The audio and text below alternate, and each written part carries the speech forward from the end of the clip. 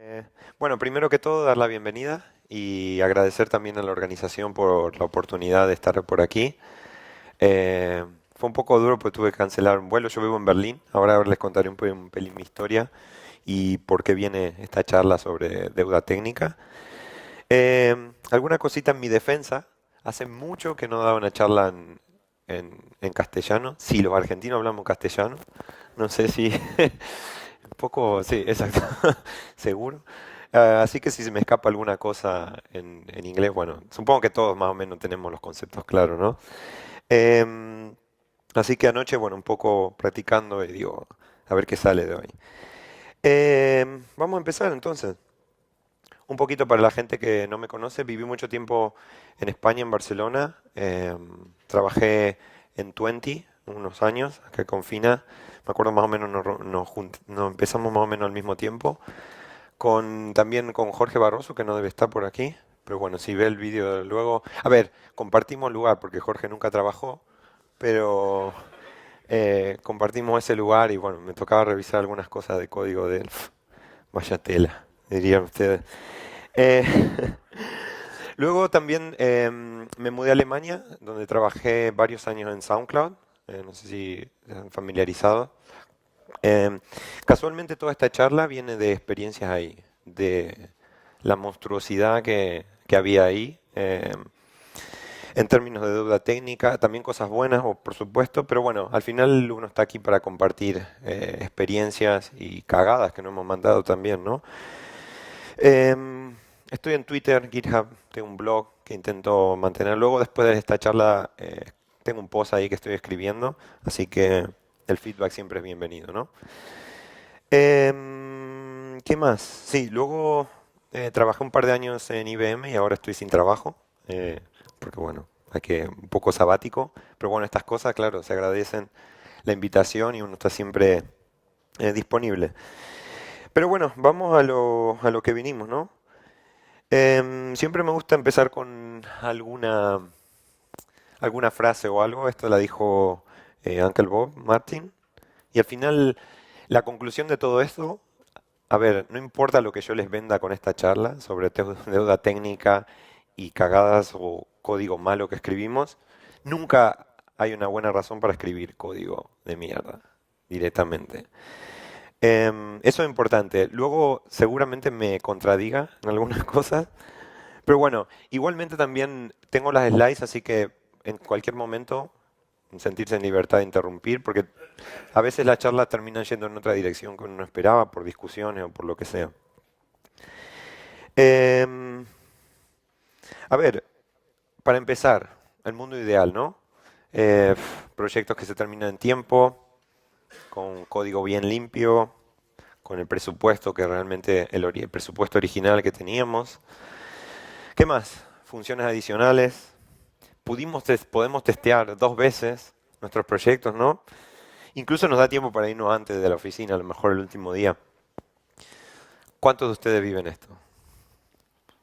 Obviamente nadie, ¿no? Si alguien lo ha vivido, ha desbloqueado el nivel superhéroe, que es de esto irá un poco, ¿no? De distintos niveles que vamos a ir desbloqueando en términos de deuda técnica. Obviamente iba a poner este meme porque al final esa no es la realidad, ¿no? ¿Quién de ustedes considera aquí que trabaja en una base de código donde casi todo es perfecto y no hay legacy code? Pues muy bien. Entonces, todos nos podemos quedar aquí. Porque realmente, a ver, lo que yo considero es que creamos monstruos muchas veces. Creamos estas criaturas llenas de legacy code, llenas de bugs. Y si me permiten ir más profundamente, al final llena de antipatrones, clases de millones de líneas de código. Esa es una cosa que también quería decir de Jorge Barroso, que no está aquí, pero verá el vídeo. Que él también, él tiene el superpoder de escribir legacy code. O sea, si le dieras ahora un ordenador, lo que escriba ya es legacy. Es increíble eso. Jorgito, te quiero igual, ¿eh? Por ahí. Entonces nosotros sabemos al final que el software que escribimos es terrible, siempre. Habrá muchos, algunos memes de Batman de Adam West, que es mi Batman, mi versión de Batman preferida de los años 60. Supongo que mucha gente lo conoce, ¿no? Somos viejos ya, ¿eh? Oh, bueno, se me ha cambiado un poco la fuente acá. Esto es Linux y a veces hace cosas un poco raras. ¿Qué más? Bueno, lo que decía, al final creamos estas bestias que todos tenemos que convivir con. Y no nos queda otra que atacar los problemas, detectar las partes de códigos estas donde tenemos bastantes problemas. Y vamos a ir paso a paso. Pero primero hay que definir qué es al final el código legado. Se traduce así, ¿no? Código legado, ¿no? Al final hay muchísimas definiciones por ahí, de libros, en internet, de gente que habla. Al final te dicen que es código sin test, que es código que alguien ha escrito. Al final literalmente eso es lo que significa, ¿no? Un código que hemos legado. Código difícil de cambiar, difícil de entender y también con antipatrones o donde no hay una buena separación a nivel dominio, a nivel realmente capas, por ejemplo.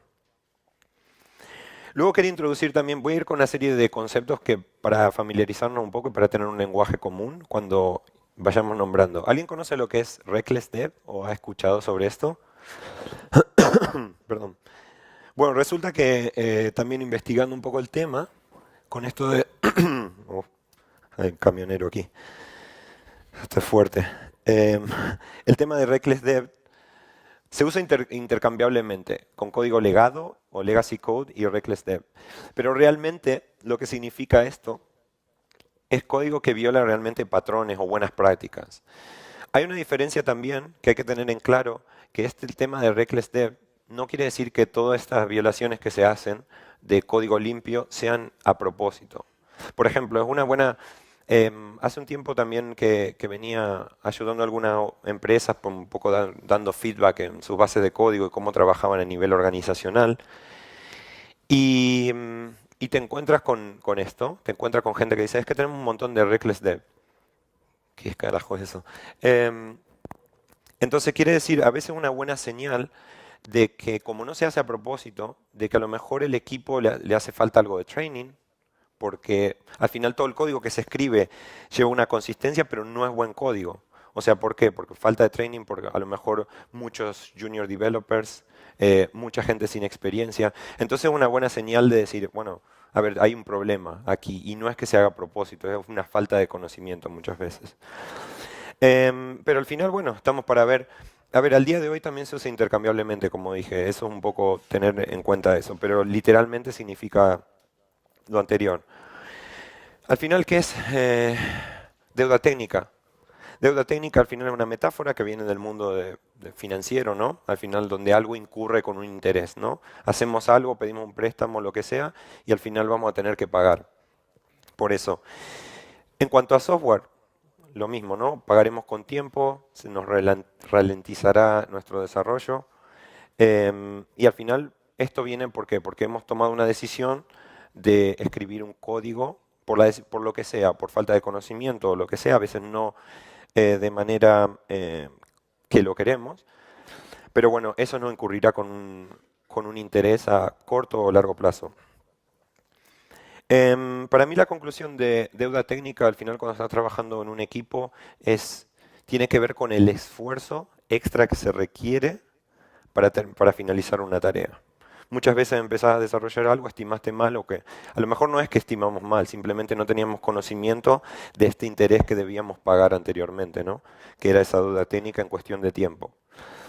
Eh, Hay una relación uno a uno entre deuda técnica y legacy code. Eso es lo que aparentemente lo que tenemos en mente, pero luego veremos que no es tan así, que hay otros factores que entran en juego en el momento que vemos deuda técnica en nuestras bases de código. Por ejemplo, cuando agregamos una nueva funcionalidad, estamos trabajando en algo, voy muy rápido aquí. Tenemos la manera fácil, ¿no? Que es decir, bueno, em, lo hacemos de una manera rápida, ¿no? Hacemos este workaround, este hack por ahí, porque queremos ir rápido. Luego, obviamente, a mediano o corto plazo, esto incurrirá con un interés, ¿no? O la manera un poco más complicada, ¿no? Donde decidimos, bueno, vamos a ir con buenas prácticas, vamos a mantener consistencias. Nos va a llevar un poco más de tiempo, pero al final será lo ideal, ¿no? Lo correcto.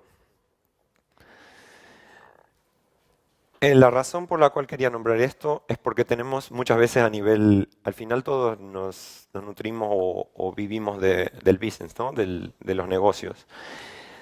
Y hay que aceptar un poco de deuda técnica. Muchas veces por razones estratégicas o tácticas. Voy a contar una pequeña experiencia en SoundCloud también. Em, por ejemplo, mm, se me hizo una laguna. ¿Conocen Prometheus? Prometheus es un sistema de monitorización en tiempo real donde el desarrollo se empezó en SoundCloud, ¿no? Em, recuerdo, yo estaba en parte de Core Engineering y ni puta idea de Prometheus, ¿no? Pero bueno, terminé ahí porque, bueno, era Core Engineering, entonces todos invitados a tomar una serie de decisiones técnicas porque teníamos que salir, sacar una nueva versión de Prometheus y todo Core Engineering tenía que estar ahí un poco para opinar, ¿no? Em, entonces, bueno, esto al final se decidió, como había varios módulos, estaba todo modularizado y era una nueva arquitectura que se estaba implementando a nivel sistema, se decidió, bueno, tener muchas partes móviles, ¿no? Muchos módulos en los cuales distintos equipos trabajaban en varios módulos. Y había dos equipos que no llegaban que no llegaban con el deadline. Entonces, ¿qué se hizo? Se tomó la decisión de decir, bueno, pagamos esta deuda técnica, creamos este módulo de alguna manera un poco más fea, más no tan limpia, y salimos al mercado. Entonces quiere decir que, a ver, esto tenemos que tomar muchas veces las decisiones, o cuando ejecutamos un experimento a nivel mercado, ¿no? A veces tenemos que tomar la decisión y decir, bueno, vamos rapidísimo y listo. Em, hay que aceptar entonces este nivel. Por eso siempre existe deuda técnica. A ver, no conozco ninguna base de código que no tenga deuda técnica. Pero bueno, estamos aquí un poco para analizar bases de código. Mostraré un par de ejemplos y algunas cositas. De nuevo, por favor, interrumpirme, proveer feedback, lo que sea. Mm, A ver, cuando tenemos que detectar deuda técnica, lo que hablábamos, ¿no? Tenemos bases de código donde son muchas veces desastrosas. ¿Cuál es el primer paso? Siempre digo, el nivel inicial es el análisis estático de código. Todos estamos familiarizados, ¿no? Con esto, todos lo estamos usando. Creo que es el primer paso a, a analizar una base de código, ¿no? Hay una serie de métricas que voy a nombrar muy rápidamente que tenemos que tener en cuenta, que tenemos que entender cuando analizamos una base de código de manera estática. La complejidad ciclomática, al final esto no es más que te detecta un poco, se tiene que implementar a nivel lenguaje de programación, pero al final detecta los paths funcionales que hay, la cantidad de ifs y todo, y al final te provee un valor que te dice, bueno, tu código es tan complejo, ¿no? Luego veremos un poco el tema de esta complejidad, que, a ver, muchas veces creemos que la complejidad implica duda técnica y no es así. El code coverage, todos lo sabemos, porcentaje de código cubierto por unit test. Esto un poco lo tengo así, entre comillas, porque al final si hacemos testing de setters en getters, al final aumentamos el code coverage, así que cuidado. Y muchas veces estamos haciendo testing de cosas que no son realmente tan importantes. Por ejemplo, cuando nos encontramos una base de código y tenemos que escribir test. ¿De qué? ¿Cómo evaluamos? ¿De qué? ¿Por dónde empezar? El SQL rating también es un algoritmo, no sé bien la implementación interna, pero sí que te da un valor de A a E, siendo A la mayor calidad. Code style, basado en una serie de reglas que establecemos nosotros. Al final esto por consistencia de código siempre es mejor, ¿no? Leer código donde es uniforme, donde tenemos consistencia, donde el estilo es similar. Y obviamente la cantidad de bugs. Nos ha pasado y Luego les contaré también la parte de Core Engineering donde yo estaba era mobile, ¿no? Y hubo dos approaches muy distintos, o sea, yo estaba en la parte de Android y estaba iPhone y había muchísima deuda técnica en ambas aplicaciones. Y ambos equipos tomamos distintas estrategias. Por un lado, iOS reescribió la aplicación, lo que implicó 8 meses sin lanzar una funcionalidad. Y luego podemos volver a eso. Y nosotros en Android hicimos más un trabajo de hormigas. Pero luego podemos volver y si alguien está interesado, podemos charlar muchísimo. Incluso tenía pensado hablar de esto en uno o contribuir un poco si luego en el Open Space. Em, entonces, una de las cosas era que la cantidad de bugs iba aumentando, se van apilando, nadie hace nada. Empezamos con algunas estrategias de bug fixing days, que luego también les contaré un poquito más de qué va. Pero bueno, análisis estático, lo principal, ¿no? Vemos el estado actual de nuestra base, tenemos todas estas métricas. Siguiente nivel, o sea, creo que análisis estático está bien, voy a poner un poco de este lado. Pero hay otras cositas. Por ejemplo, nosotros empezamos con algo que se llama Tech Dev Radar. ¿Alguien conoce esto o ha escuchado un Tech Radar? Sí, ¿no? De ThoughtWorks. Bueno, nosotros fuimos un pelín un poco más allá, intentamos también tener un Tech Dev Radar, o sea, un radar de deuda técnica. No es, es muy sencillo de implementar y creo que da muy buenos resultados. Así que si en su equipo tienen mucha deuda técnica o quieren detectar deuda técnica, es muy, muy fácil. Al final no es más que una reunión entre el equipo y yo lo llamo detección de deuda técnica por experiencia. ¿Por qué? Porque vamos a ir a preguntar a la gente, a nosotros, los que trabajamos con las bases de código. El Tech Dev Radar lo que hacíamos era una reunión de equipo de una hora mensual o cada 3 semanas, ¿sí? De la gente que estaba trabajando con la base de códigos y decir, bueno, agarramos unos post-its, teníamos en la pizarra teníamos un eje X e Y, donde el eje X representa el development time, lo que vamos a tardar en escribir una funcionalidad o reescribirla, y luego el eje Y es el dolor que causa esa funcionalidad dentro del código. Entonces, cada uno de nosotros que trabajamos en una parte específica del código, los poníamos de alguna manera lo que nos parecía, ¿no? Un poco a simple vista. Yo recuerdo, por ejemplo, estar en core, la parte de dependency injection es caótica. Creamos el grafo de dependencias al inicio de la aplicación y esto ralentizaba un montón, impactando en el usuario, ¿no? 4 segundos o algo así. ¿Qué pasaba? Esto al final era muy complejo, porque no hacíamos ningún tipo de scoping, estaba todo muy acoplado. Entonces, ¿qué quiere decir? Que aquí esto necesitaba muchísimo tiempo de desarrollo para refactorizarlo y también causaba mucho dolor. Y un poco así por cada funcionalidad, ¿no? ¿Cuál es el resultado de todo esto? Al final, cuando miramos la pizarra, es importante obviamente siempre llevar la evolución de todo esto, hacer estas meetings periódicas y luego llevar la evolución de todo esto, cómo hemos ido aprendiendo de nuestra base de código. Entonces, por ejemplo, una de las cosas que es interesante aquí es, por ejemplo, esto, en este caso la funcionalidad de login, no requiere tanto tiempo de desarrollo para hacer un fix, para mejorarla, pero sí que está causando mucho dolor en el código. ¿Por qué? Porque no funciona, porque nos causa muchos bugs y lo que sea. Entonces, muchas veces los candidatos que están en esta área aportan muchísimo valor y a lo mejor tendríamos que poner nuestro foco en esa parte, en esta parte, porque estamos aportando mucho valor con poco esfuerzo. Obviamente que al final no quiere decir que no tengamos que nos olvidemos de todo este tipo de cosas, ¿no? Pero al final nos da una pauta de dónde invertir nuestro tiempo. Y esa es la idea del Tech Dev Radar. Em, es muy, muy sencillo de hacer. A ver si podemos luego hacer un ejercicio, lo que quieran, pero es muy, muy sencillo y creo que aporta muchísimo valor. Luego, bueno, creo que ya teniendo un poco análisis estático, a ver, herramientas como de análisis estático como Lint o ya veremos alguna otra. Em, También tenemos el nivel gurú. ¿Qué pasa aquí? ¿Qué es esto?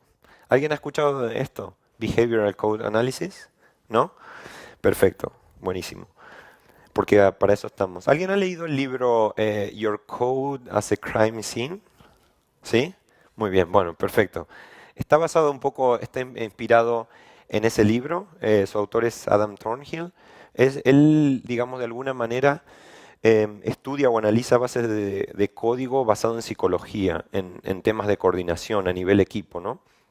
Em, es un poco porque, bueno, claro, al final al día de hoy, con todas las metodologías nuevas, con todo el tooling nuevo, hay muchísimo más cosas que van en lo que respecta a deuda técnica, ¿no? No es solamente el código legado, pero hay problemas de coordinación, hay problemas de comunicación entre equipos, principalmente ahora con equipos distribuidos y todo este tipo de cosas, muchas veces que no son visibles a nivel código. Vemos el código y decimos, no sabemos si este código ha sido escrito por una persona, por 20, no sabemos si esta parte de código realmente hay una persona trabajando, hay 20, donde hay muchísimos conflictos. Entonces, de esto va. Hay una segunda versión del libro que se llama System Design X-Rays, que es un poco lo que estoy leyendo ahora también. Luego pasaré todas las referencias si alguien está interesado en esto. Pero de eso va. Al final, lo que decíamos, sí que hay deuda técnica relacionada con Legacy Code, pero no toda, o al menos gran parte de ella. Em, Vamos a ver. Entonces, behavioral, no sabía cómo traducir esto, a ver, como si fuera de análisis de comportamiento de código, no lo sé, porque bueno, al final, cómo interactuamos nosotros como developers, cómo a nivel organizacional se interactúa con los proyectos y todo eso. Esto se considera la parte organizacional y de la gente, ¿sí? No solamente el código en sí y las malas prácticas, porque hay una pregunta también, ¿no? Cuando decíamos que al final el análisis estático es un snapshot del estado actual de la base de datos, de base de código, perdón. Y al final no tenemos una evolución, no sabemos qué pasó anteriormente, no sabemos si hemos mejorado, si hemos... A ver, hay algunas herramientas que te van dando algunas cosas, pero esto va un pelín más allá. Y ahora veremos un ejemplo. Quiero mostrar una herramienta online del mismo autor, que es gratis también. Entonces, ¿qué pasa con este tipo de información? ¿De dónde proviene? Toda la parte social. Tenemos una mina de oro que no lo sabemos, que es nuestro sistema de control de versionado, que es nuestro Git, los logs de los Gits. Nosotros sabemos cómo se han comunicado determinadas personas con los logs, quién ha escrito una determinada funcionalidad, cuánta gente ha refactorizado esa funcionalidad. Al final esa mina de oro de información está toda ahí, pero simplemente muchas veces no la usamos y nos basamos en snapshots actuales sin saber la parte histórica. Entonces, ¿qué pasa? Con el análisis de comportamiento se agrega una variable importante que es el tiempo, para ver la evolución de cómo hemos evolucionado cómo hemos mejorado o empeorado nuestra base de código. Em, y esto nos permite de alguna manera ver muchas cosas que son invisibles. Por ejemplo, ¿qué pasa cuando tenemos una parte de código donde hay varios equipos trabajando ahí? A lo mejor tenemos un problema organizacional ahí, decimos, ¿por qué esto es una parte de un cuello de botella aquí donde hay muchísimos conflictos? ¿Por qué? Porque a lo mejor hay 3 equipos trabajando en todo esto. Y hay herramientas que nos ayudan a detectar eso. Em, entonces, un par de cosas que hay que tener en cuenta. Lo mismo que tenemos métricas a nivel análisis estático, tenemos métricas a nivel comportamiento, a nivel organizacional. Mm, No se preocupen, ahora veremos algún ejemplo. Hotspots. Al final, hotspots, nosotros cuando hablamos de deuda técnica, ¿qué es lo que realmente queremos? Queremos saber o queremos tener información sobre cuáles son las partes de códigos donde mayormente se trabaja, ¿no? A ver, por eso preguntaba antes, ¿es realmente deuda técnica algo mega complejo, pero que nunca se toca? Al final la complejidad existe, ¿no? Y a veces cuando miramos el análisis estático nos está dando, wow, hay deuda técnica aquí porque esta complejidad es nivel E. Sí, claro, pero cuando miramos el factor social de eso, al final trabaja un developer al año. No quiere decir que eso a lo mejor no se tenga que refactorizar, pero a lo mejor podemos obtener mayor información para realmente invertir nuestro tiempo de alguna manera mejor, ¿no? O por ejemplo para el tema de riesgos. Tocar código donde está siendo trabajado por 8 developers al mismo tiempo, donde tenemos que agregar una funcionalidad importante y hay 10 personas trabajando, a lo mejor tenemos un problema ahí nuevamente, de cuellos de botella. Estos son los hotspots, entonces, partes del código donde se trabaja frecuentemente, ¿sí? Por mucha gente. Esto es refactoring targets, lo veremos también. A ver, se aplica machine learning para detectar patrones que nos pueden dar información sobre cuáles son targets potenciales para hacer refactoring. Suena un poco mágico, pero bueno, también veremos algún ejemplo. Change coupling. Esta también es otra variable que muchas veces no tenemos en cuenta cuando modificamos código. Muchas veces no hemos prestado atención de que cuando tocamos un file, luego hay tres files que muchas veces dependen de esta. Y a lo mejor tenemos un problema de diseño ahí. Por ejemplo, si yo estoy tocando o cambio la implementación interna de una clase, su comportamiento por el motivo que sea, espero también que su par de tests cambie, ¿no? Eso es un cambio esperado. Pero ¿qué pasa cuando estoy cambiando esa y luego tres clases más que parecen no muy bien relacionadas están cambiando? Eso también vamos a obtener datos y lo veremos ahora. Entonces a lo mejor tengo un problema de diseño aquí y necesito rediseñar esto. ¿Por qué siempre cambian estas cuatro o cinco cosas que no tienen nada que ver con realmente lo que estoy con mi problema? Y Code Biomarkers, eso también es importante tenerlo en cuenta. Yo creo que los dos principales son hotspots y Code Biomarkers. Un biomarker en medicina es una medida que nos dice qué tan enfermo un organismo puede estar. ¿Sí? Lo mismo pasa con el código. Tenemos hotspots y veremos que tenemos grupos de clases, grupos o partes del código donde se trabaja muchísimo y luego podemos ir un poco más granular, más profundamente y ver qué tan enfermo están esas partes de código. ¿Sí? Perfecto. Voy a mostrar una herramienta, lo que tengo aquí. La herramienta también es creada por el mismo autor.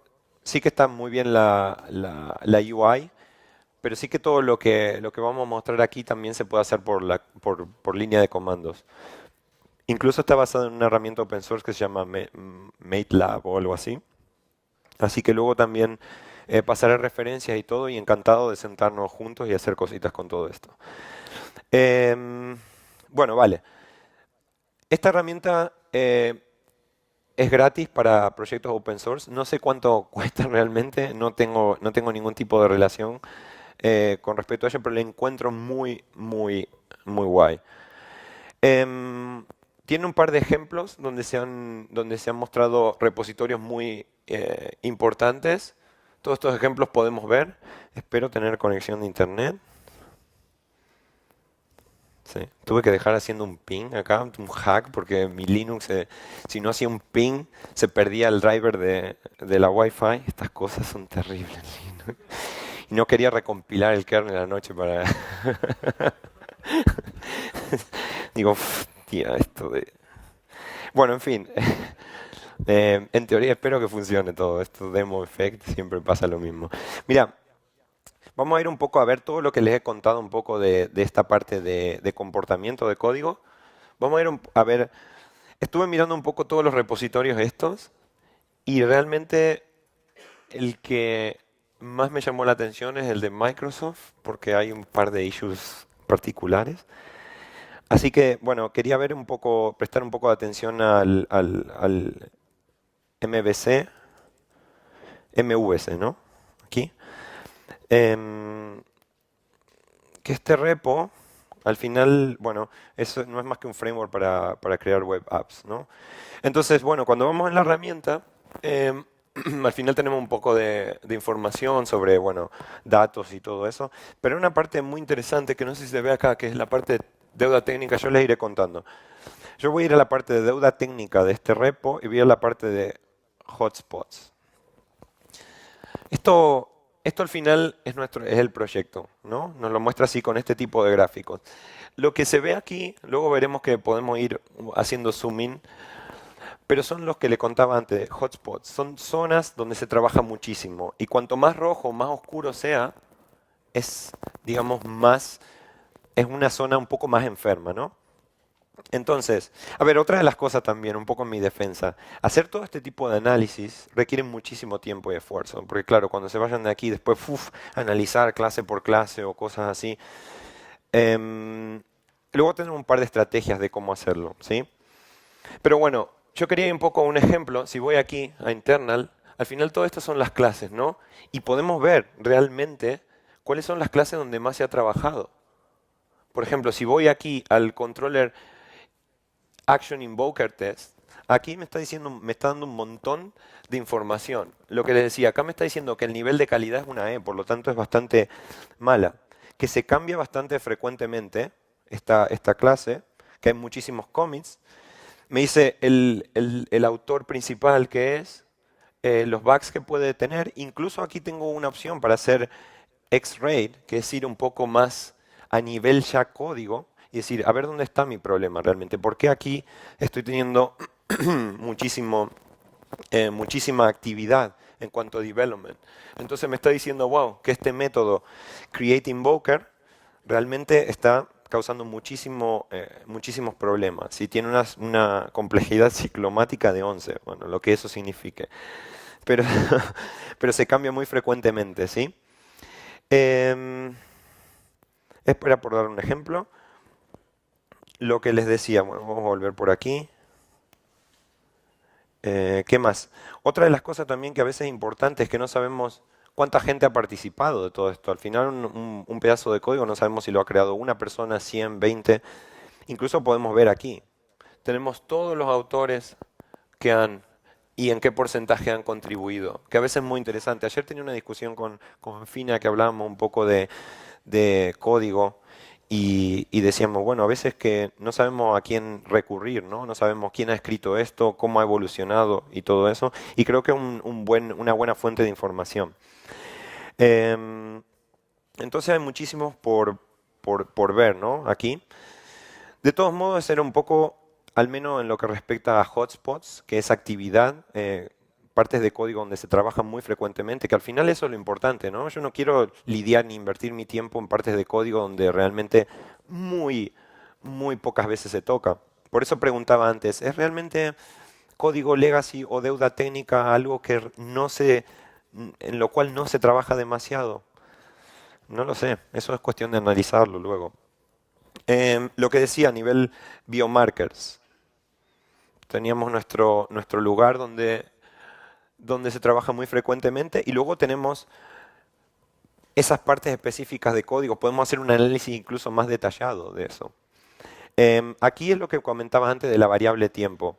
Por ejemplo, esta era la clase que estábamos mirando antes, que se llama Control Action Invoker Test, y nos dice que el estado actual de ahora es una E y tampoco ha evolucionado mucho. Incluso en el último mes siempre ha estado ahí y es algo donde se trabaja muy frecuentemente. Entonces, la pregunta es, ¿tenemos algún problema ahí? ¿Tenemos algún problema organizacional? ¿Tenemos algún problema de cuello de botella? ¿Tenemos algún problema? Tendríamos que ver qué es lo que está pasando ahí, por qué esto tiene un nivel de calidad muy bajo, se toca muy frecuentemente y al final tenemos algunos detalles aquí, que nos dice, por ejemplo, que en esta clase hay un brain method.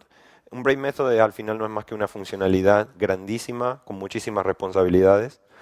Hay muy baja cohesión, hay mucho código duplicado y, y muchas otras cosas que son malas. Incluso desde aquí, cuando vamos viendo, si vamos bajando, hay muchas cosas que han mejorado, otras que no están tanto a nivel calidad, otras cosas que están bastante bien logradas. Eso era con respecto a biomarkers, ¿sí? Sé que es muchísima información y a veces resulta un poco difícil de digerir, ¿no? Pero bueno, nos iremos metiendo poco a poco y luego podemos indagar más y más. Y estaremos todo el día aquí, así que ningún problema en volver a ello. Lo que hablaba también de temporal coupling. A veces, por el tema de riesgo, ¿no? Cuando tocamos una funcionalidad o tenemos que desarrollar algo, al final nos pasa, uy, voy a tocar esta clase, pero tengo un temporal coupling aquí, y al final cuando toque esta clase voy a tener que tocar 15 más. Entonces a veces eso también nos da un poco de información para repriorizar. Aquí esto está también, ¿qué pasa? Cuando yo toco esta clase, al final tengo siempre o muchas veces tengo que tocar todas esas 5. Entonces, eso es interesante también de ver cómo nos estamos comportando. ¿Por qué esto? realmente tengo ownership de ese código, hay otros equipos trabajando, hay muchísima información y sé que es muy particular de cada base de código.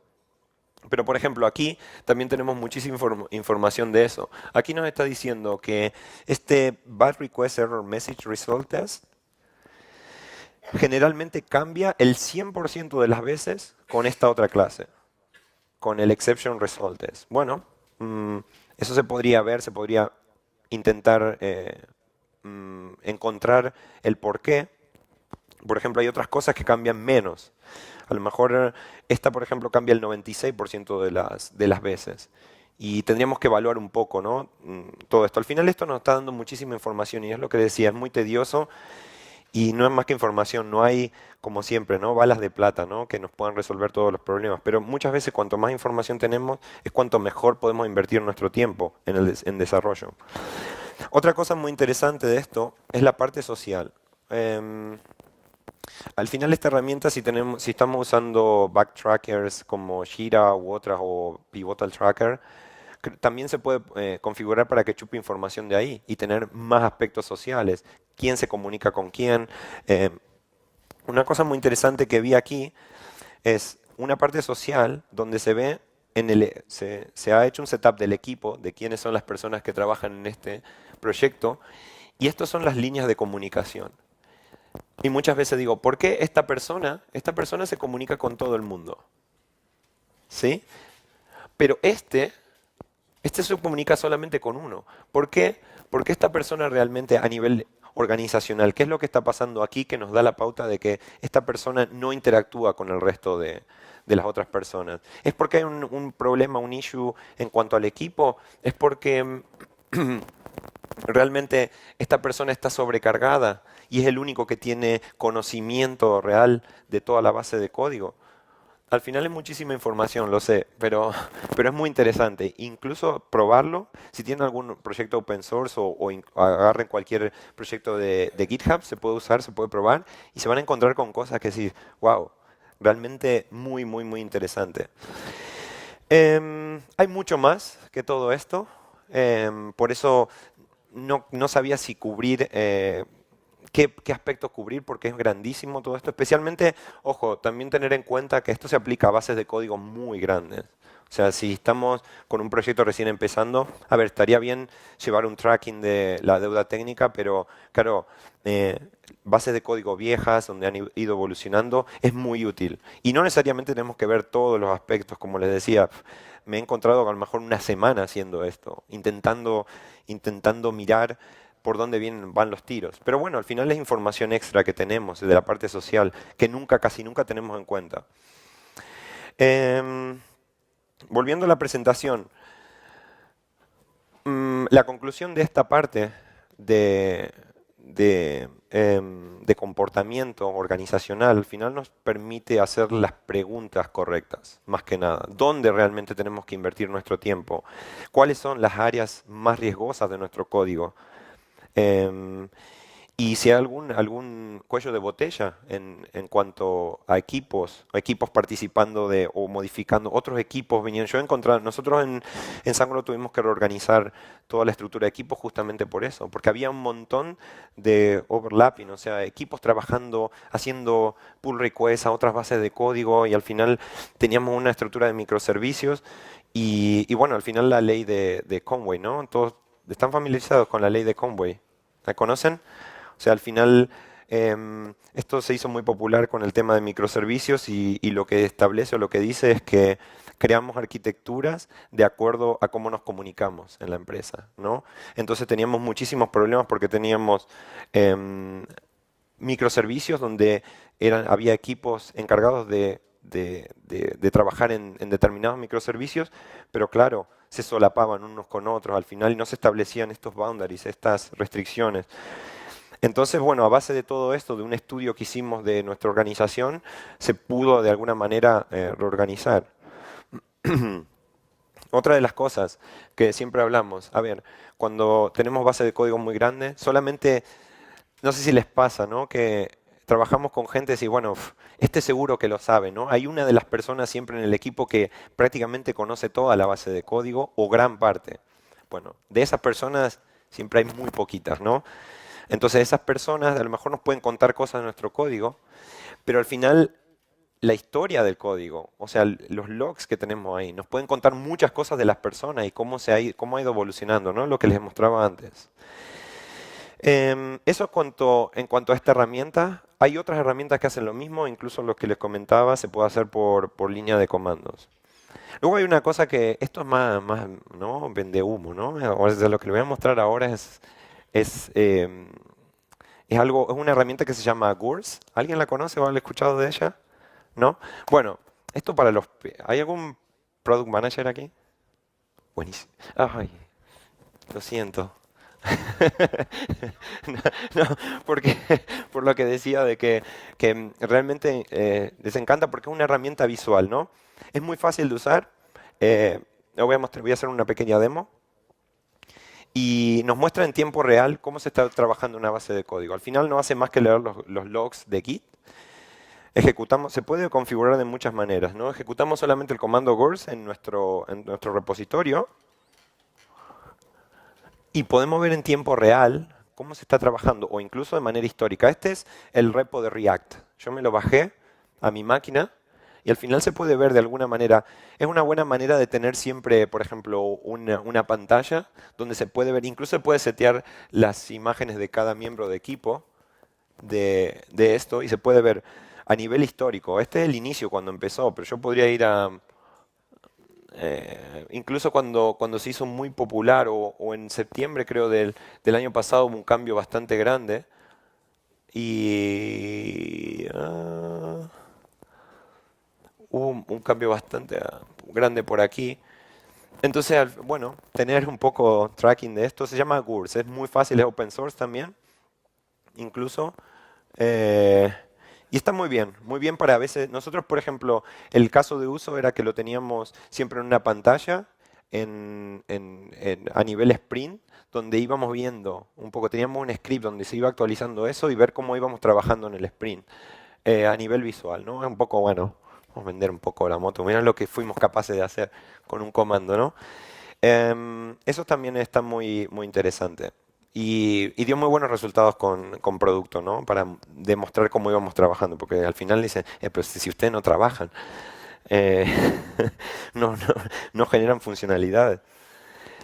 Em, Muy rápido porque ya me estoy quedando sin tiempo. Bueno, también he hecho un vídeo del repo sí, de Bitcoin. También con la misma herramienta podemos incluso grabar vídeos o se pueden tener métricas. Se pueden guardar métricas, luego las podemos leer y ponerlas en un gráfico, por ejemplo. Un poco para pagar deuda técnica a nivel equipo. Hostia, ¿qué pasó con la fuente? Esto es bueno. En fin, se los cuento. Bueno, al final no hay más que priorizarla y siempre intentar alocar un poco de tiempo, ¿no? en los sprints. Realmente es una realidad y no tenemos que, al final la bomba va a explotar en algún momento, si vamos comprando mecha siempre, ¿no? Pero es importante siempre informar de esto, siempre tener en claro que existe, incluso cuando estimamos funcionalidades. Con todas estas herramientas, teniendo información de lo que vamos a tocar, de la parte de dónde invertir nuestro tiempo, podemos priorizar o estimar de una manera mejor. Em, Nosotros teníamos algo también que se llamaba Technical Dev Days, que eran uno o dos días cada 3 semanas, donde todo el equipo se paraba a development. No sé si en muchas empresas esto es posible, esto no es posible, pero bueno, al final es una cuestión de educar, ¿no? De educar a equipos, a producto, a distintas áreas y ser consciente de lo que tenemos. Por eso a nivel de compañía, al final hay que comunicarlo y ser muy transparente con esto. Es lo que hay muchas veces y nos encontramos con eso. Luego les contaré, si quieren, sentamos por aquí, esta historia de cuándo reescribir y cuándo, digamos, ir trabajo de hormigas e ir refactorizando un poco a poco. Un poco la experiencia, ¿no? Y encantado de recibir feedback. El costo del delay también es importante traquearlo. Esto al final no es más el tiempo que perdemos en una funcionalidad cuando hay mucha deuda técnica. A veces cuando estimamos algo y nos encontramos que, hostia, esto no era realmente así, porque empecé refactorizar, me empiezo a meter en el medio y realmente estoy en el medio de una pelota donde luego tengo que volver todo para atrás porque era imposible. Todo este tipo de tiempo está siempre bien llevarlo. No es más que un documento incluso. Muchas herramientas de backtracking lo permiten hacer un tracking de todo esto y si no, un documento para llevar la evolución de todo esto. A ver, a veces no es difícil, ¿no? Mi querido Batman decía que hay días que es muy difícil deshacerse de una bomba, ¿no? Y hay una escena muy donde intenta deshacerse de la bomba y no puede. Muy bizarra, pero tengo el vídeo, pero no tenemos tiempo. Pero lo he puesto aquí, es muy bizarra, pero buenísima. Así que ya sé dónde va. Bueno, a ver, lo voy a poner, pero a ver si tengo sonido.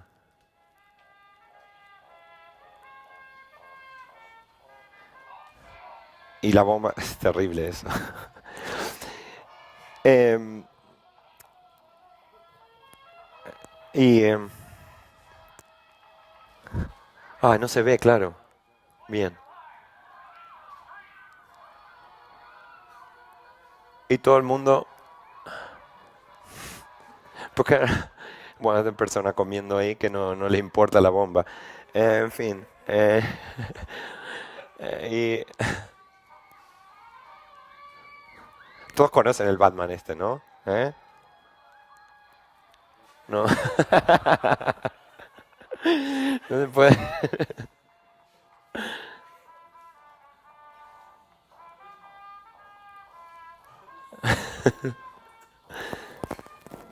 Era terrible eso, la bomba, lo que duraba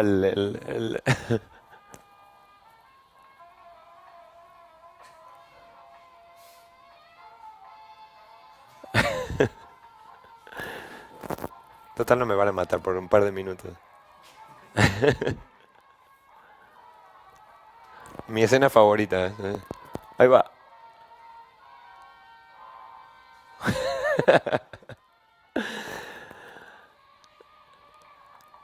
Entonces,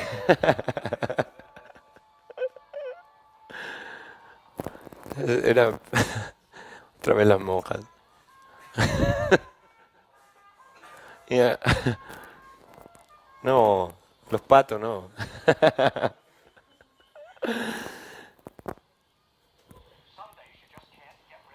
A veces no se puede deshacer de uno de la bomba, ¿no? Y, y ahí está, al final explota y bueno, nuestro querido Robin. Ya termina, ¿eh? Pero bueno, es mi escena favorita, que lo sepan. Batman. It's alright, buddy.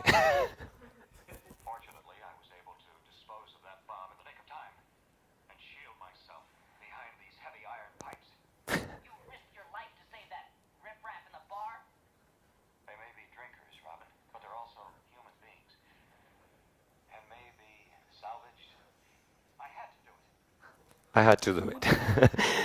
Bueno, en fin, no, era un poco terminar con eso, me encanta. Eh, y bueno, un poco también era un poco lo que tenía para ofrecer hoy, contar experiencias. Espero que, aunque se hayan despertado un poco la curiosidad de todo esto. Me encantaría poder seguir teniendo feedback y cómo ustedes también trabajan con este tipo de cosas. Me puedo encontrar en Twitter, estaré por aquí, encantadísimo, estoy muy contento de haber venido y de poder compartir esto y de aprender más de ustedes también, que veo que es muchísimo, todos cracks aquí, y seguro que me puedo llevar muchas cosas positivas. De verdad, de corazón, gracias.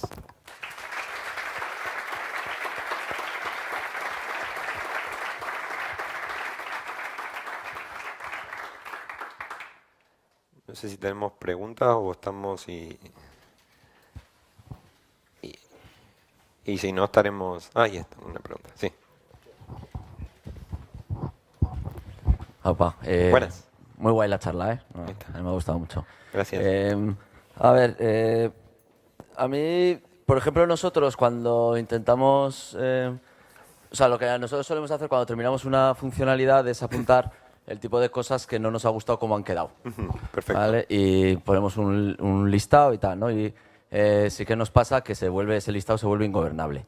O sea, se vuelve un listado infinito, siempre nos gustaría atacar un montón de cosas y no podemos, ¿no? Y antes de, o sea, cuando has empezado a hablar, digo, ay, sí que me gustaría ver cómo se puede gestionar ese listado. Y has hecho los dos ejes del desarrollo y o Sí. sea, el tiempo de desarrollo y el tiempo de dolor, que digo, ay, pues mira, alguna vez o sea, no así tan explícitamente, que me ha gustado mucho, digo, pues mira, una sesión así puede estar guay. Pero sí que creo que alguna vez algún comentario en esa línea nos pasa que el sufrimiento, o sea, el pain igual es demasiado subjetivo. Y no sé desde tu punto de vista si lo habéis intentado objetivizar, si crees que con que sea así de subjetivo está bien. ¿Qué Lo que opinas? es un buen punto. Mira, lo que nos ha pasado exactamente eso y lo que intentamos hacer cuando esto suena un poco subjetivo es, digamos, traer gente que está trabajando en otra funcionalidad a hacer sesiones de pairing, un poco para llegar a nuevas conclusiones de eso. Por ejemplo, al final cuando es subjetivo de una persona, bueno, si ya viene de dos, al final te da un pequeño nivel de confianza un poco mayor, ¿no? Y por eso mismo es lo que te decía, a ver, nosotros el 85%, 90% de las veces hacíamos pairing, o sea, pair programming. No, prácticamente trabajamos todo el día juntos, ¿no? Entonces, claro, al hacer este tipo de meetings, al final muchas veces te da un nivel extra de confianza, ¿no? Porque no es una sola persona. Entonces, por ahí, a lo mejor es no sé si hacen pair programming ustedes bastante o ¿no? En nuestro caso probablemente menos de lo que nos gustaría, Sí, ¿no? perfecto. En ese caso, a lo mejor usarlo como excusa, ¿no? A lo mejor usarlo como excusa. Bueno, hay esto que está causando muchísimo dolor y decir, hacemos una sesión de pairing. También llevar el tracking de eso. Sí que nosotros, en nuestro caso, como había un core team que trabajaba eso, lo que pasa es que también a nivel producto es distinto, ¿no? Cuando trabajas en consulting y cuando trabajas en producto a nivel, no, trabajan en un producto ustedes, ¿no? Sí. Entonces, ¿tienen algún core team o algo de eso? Nosotros, sí, perdón. No, es un equipo pequeñito. Perfecto. Alguien se tiene que hacer cargo de eso, alguien tiene que tener ownership. En nuestro caso decíamos, bueno, dos personas que nosotros le llamamos los Tech Devs Captains, que incluso era un rol en el cual para aprender íbamos cambiando de personas, ¿no? Cada vez el liderazgo de este tipo de sesiones lo llevaban distintos miembros del equipo, un poco para aprender, para entender, para ir evolucionando todo eso. A lo mejor es una buena idea decir, bueno, tengo una persona, si es un equipo pequeñito, a lo mejor con una persona que tome el liderazgo de todo esto y que vaya intentando y que luego pase, digamos, el token a otra persona. A lo mejor puede ser una buena práctica. Nosotros es un poco cómo lo gestionamos, pero encantado de seguir luego la conversación y ver. ¿Sí? Sí, sí. Gracias. ¿Alguna otra pregunta? Pues si no, luego con la cerveza, ¿no? O con algún encantadísimo de hablar, ¿eh? ¿Sí? Perfecto, entonces. Bueno, gracias nuevamente.